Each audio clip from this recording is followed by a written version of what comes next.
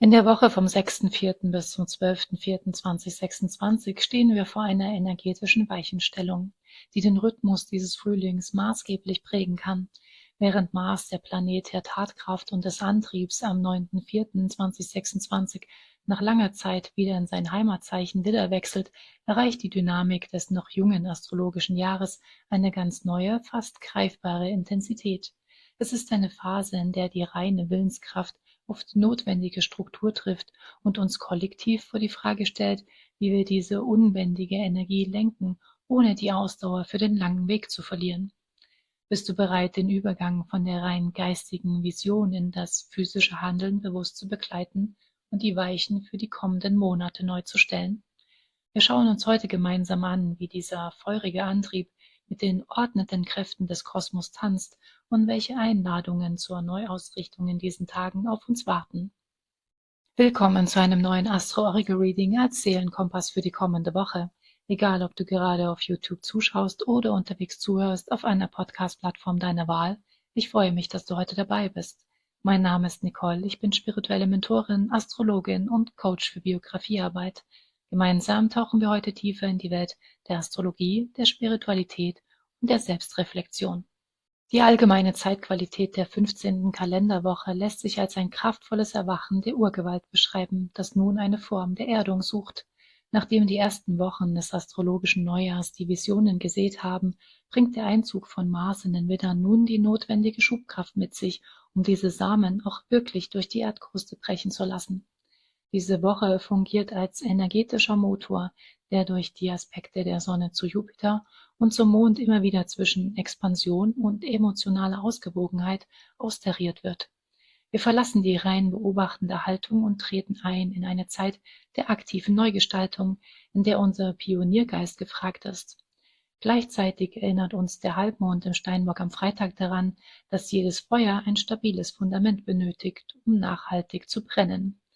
Es zeigt sich eine kollektive Einladung, den eigenen Tatendrang mit einer klaren Struktur zu verbinden und die eigene Verantwortung für das Geschaffene zu übernehmen. Denk immer daran, die Astrologie zeigt Tendenzen und Potenziale auf. Du bist nicht das Opfer der Umstände, sondern ein bewusster Schöpfer, der mit den Energien des Universums tanzt. Wie stark du diese Energien spürst, hängt auch immer von deinem ganz persönlichen Geburtshoroskop ab. Lass uns nun die Schlüsselmomente der Woche genauer betrachten, denn jeder Tag hält eine eigene Nuance für uns bereit. Wir starten am Montag, den 6.4.2026 um 0:22 Uhr mit einem Quadrat zwischen der Sonne und Jupiter. Dieser Aspekt kann symbolisch für innere Spannungen stehen, die dann entstehen, wenn der Drang nach Expansion und Führung auf das Bedürfnis nach Bequemlichkeit oder einen Hang zur Rechthaberei trifft. Es ist eine Phase, in der wir aufgefordert sind, übersteigerte Erwartungen wertfrei zu betrachten und Konflikte zwischen Leidenschaft und Vernunft durch Bewusstheit zu lösen. Kurz darauf, um 1:31 Uhr, wechselt der Mond in den Schützen, was uns eine Note von Optimismus und den Wunsch nach Horizonterweiterung schenkt. Am Dienstag, den 7.4.2026, erleben wir um 13:04 Uhr ein harmonisches Trigon zwischen der Sonne und dem Mond. Dies gilt traditionell als eine Zeit der inneren Stimmigkeit, in der die Lebenskräfte ausgewogen fließen und unsere gemüthaften Wunschträume mit der gestalteten Wirklichkeit im Außen in ein fruchtbares Gleichgewicht kommen können. Es ist ein Moment für die Harmonie in Beziehung und das gemeinsame Betrachten von Erfolgen. Der Mittwoch, 8.4.2026, verlangt etwas mehr Achtsamkeit in der Zeitplanung, denn wir haben eine Mondlehre im Schützen von 11:51 bis 14:05 Uhr. In diesen Stunden empfiehlt es sich, keine weitreichenden neuen Impulse zu setzen, sondern begonnene Aufgaben in aller Ruhe abzuschließen, bevor der Mond um 14:03 Uhr in das erdige Zeichen Steinbock wandert. Am Abend um 18:11 Uhr verbindet das Sextil von Mars zu Uranus unseren Handlungsimpuls mit einem originellen Geist, was das Interesse an Reformen und technischer oder gesellschaftlicher Erneuerung fördern kann.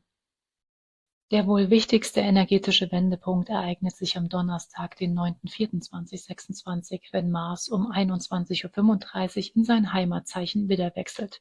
In seinem Domizil entfaltet Mars seine reinste Form der Durchsetzungskraft und des Mutes. Dies markiert den eigentlichen Startschuss für Projekte, die bisher nur in der Theorie existierten und nun mit Energie in die Welt gebracht werden wollen. Am Freitag, den 10.04.2026, wird kollektiv das Human Design Tor 42 und der Gene Key 42 aktiviert.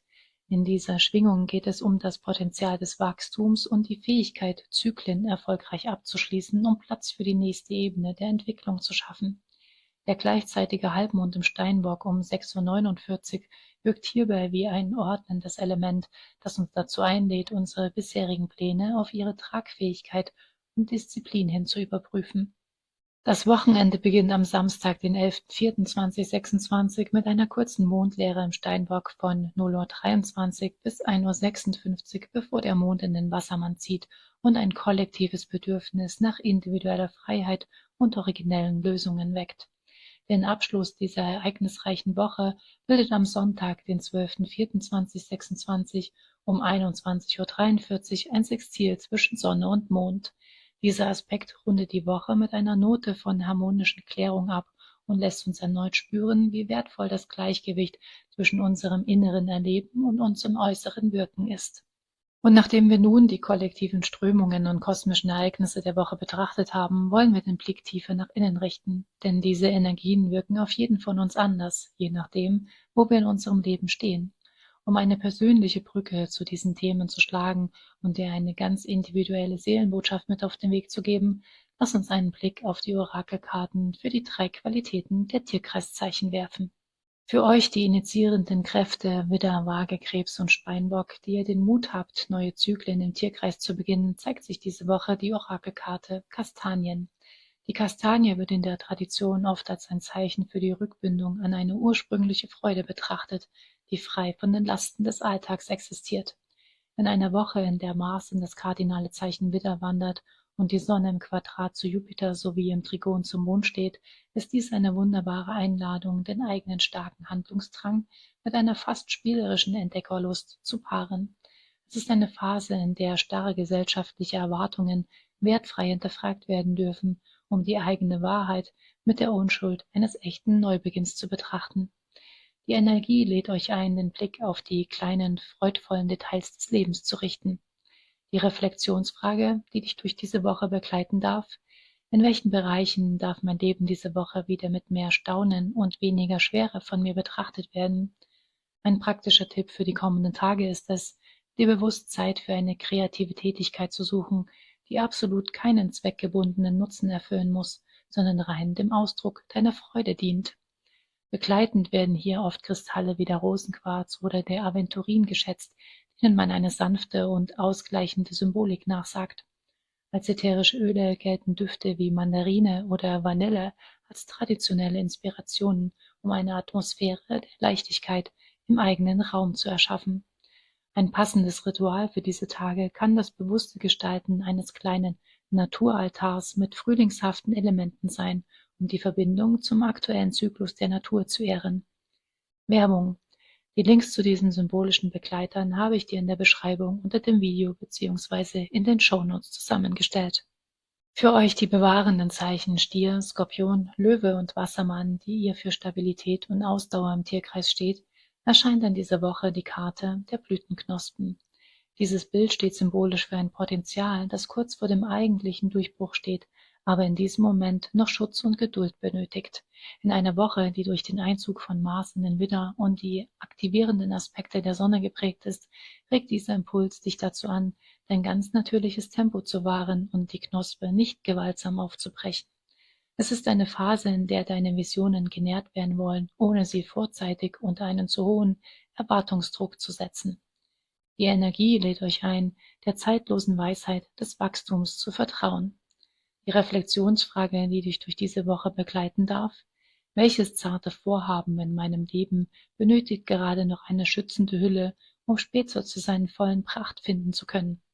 Ein praktischer Tipp für die kommenden Tage ist es, symbolisch einen echten Samen in die Erde zu pflanzen, um den langsamen und stetigen Prozess des Wachsens ganz achtsam zu beobachten. Begleitend werden hier oft Kristalle wie der Mosarat oder die Jade genannt, die symbolisch für das organische Wachstum und eine naturverbundene Ruhe stehen. Als ätherische Öle gelten Rose oder Bergamotte als traditionelle Begleiter, um eine harmonische Entfaltung der eigenen Potenziale zu unterstützen. Ein stimmiges Ritual wäre für dich in dieser Woche ein ritueller Frühjahrsputz in deinem physischen Raum, um ganz bewusst Platz für das Neue zu schaffen, das bald erblühen darf. Werbung. Die Links zu diesen symbolischen Begleitern habe ich dir in der Beschreibung unter dem Video bzw. in den Shownotes zusammengestellt. Für euch die wandelbaren Zeichen Zwillinge, Schütze, Jungfrau und Fische, die ihr euch so gut auf Veränderungen im Tierkreis einstellen könnt, zeigt sich heute die Karte der Jungfrau. Sie repräsentiert die archetypischen Themen der Struktur, der Alltagsorganisation und eines geschärften Bewusstseins für das eigene Wohlbefinden. In einer Woche, die durch den starken Mars-Einfluss im Widder sowie das Human Design Tor 42 und den Gene Key 42 sehr impulsiv sein kann, dient dieser Impuls als ein notwendiges, ergänzendes Element zur inneren Ordnung. Es ist eine Einladung, die Begeisterung durch eine gesunde Selbstdisziplin und die Liebe zum Detail in eine Form zu gießen, die langfristig Bestand hat. Die Energie lädt euch ein, den Wert der Achtsamkeit im Kleinen neu zu entdecken. Die Reflexionsfrage, die dich durch die Woche begleiten darf: Wo darf mein Fokus diese Woche von einem starren Perfektionismus hin zu einer achtsamen und systematischen Umsetzung gelenkt werden? Ein praktischer Tipp für die kommenden Tage ist das Erstellen einer klaren Prioritätenliste für deine täglichen Aufgaben, um deine Energie nicht in so viele Richtungen gleichzeitig zu zerstreuen. Begleitend werden hier oft Kristalle wie der Amethyst oder der Saphir geschätzt, denen man eine inspirierende Symbolik für die geistige Ordnung zuschreibt. Als ätherische Öle gelten Lavendel oder Zitrone als traditionelle Inspirationen, um Klarheit und Struktur in den Gedanken zu fördern. Ein mögliches Ritual für dich ist das bewusste Beobachten der geometrischen Muster in der Natur, um deine eigene innere Ordnung zu festigen und dich mit der Struktur der Erde zu verbinden. Werbung. Die Links zu diesen symbolischen Begleitern habe ich dir in der Beschreibung unter dem Video bzw. in den Shownotes zusammengestellt. Wir blicken auf eine Woche der Beschleunigung, in dem Mars im Widder den Startschuss für eine neue Phase der Tatkraft und des Mutes gibt. Zwischen der expansiven Spannung von Sonne und Jupiter am Montag und der erdenden, prüfenden Energie des Steinbock-Halbmonds am Freitag liegt die große Chance, die eigenen Visionen mit Feuer und zugleich mit der nötigen Reife zu verfolgen. Es ist eine Zeit, in der die feine Knospe der Idee auf die Hitze der Umsetzung trifft und wir eingeladen sind, diesen Prozess durch Achtsamkeit, Struktur und eine Prise kindlicher Freude zu führen. Ich danke dir, dass du deine Zeit mit mir geteilt hast. Wenn du tiefer in diese Themen eintauchen möchtest, abonniere gern meinen Kanal auf YouTube bzw. meinen Podcast und teile deine Gedanken in den Kommentaren. Werbung. Alle Links zu den erwähnten Ressourcen oder den von mir verwendeten Produkten findest du wie immer in der Beschreibung bzw. den Shownotes. Pass gut auf dich auf, sei sanft mit dir selbst und erinnere dich immer an dein inneres Potenzial. Bis zum nächsten Mal. Alles Liebe.